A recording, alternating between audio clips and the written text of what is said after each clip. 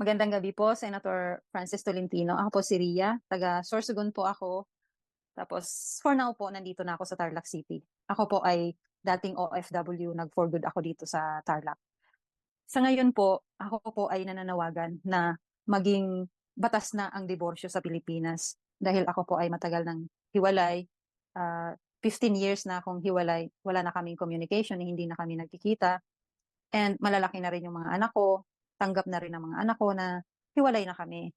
Kasi ang rason ng mga anak ko, noong magkasama pa kami, magulo, laging may murahan, laging nag-aaway. Pero nung naghiwalay kami, wala nang away, wala nang gulo.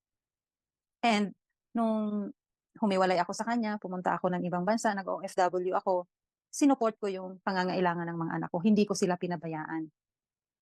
Sa ngayon po, ako po ay nananawagan sa inyo dahil gusto ko na po na magkaroon ng kalayaan.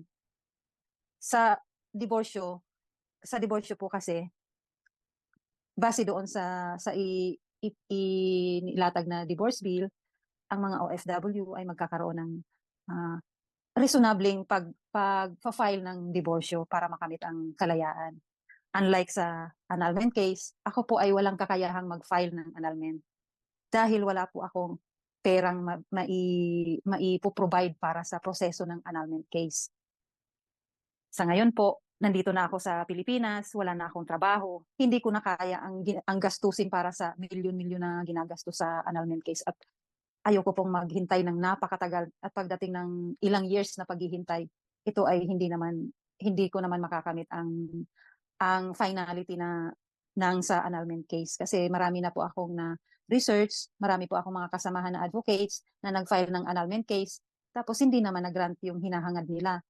Inabot na ng ilang taon, inabot na ng ilang taong pabalik-balik para lang makuha yung hinahangad nilang kalayaan pero hanggang ngayon hindi pa rin na kakamtan.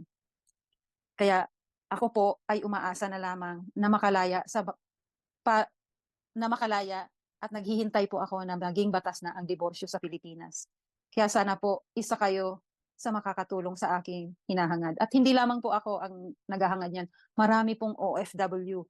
Nagtrabaho po ako sa China, nagtrabaho ako sa Hong Kong, nagtrabaho ako sa Istanbul, Turkey.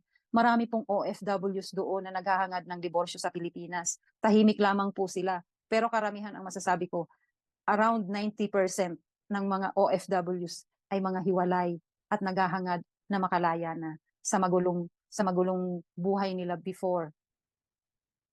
Kaya, Senator, sana po mapakinggan ninyo kami. Kami po ay palayain mo rin.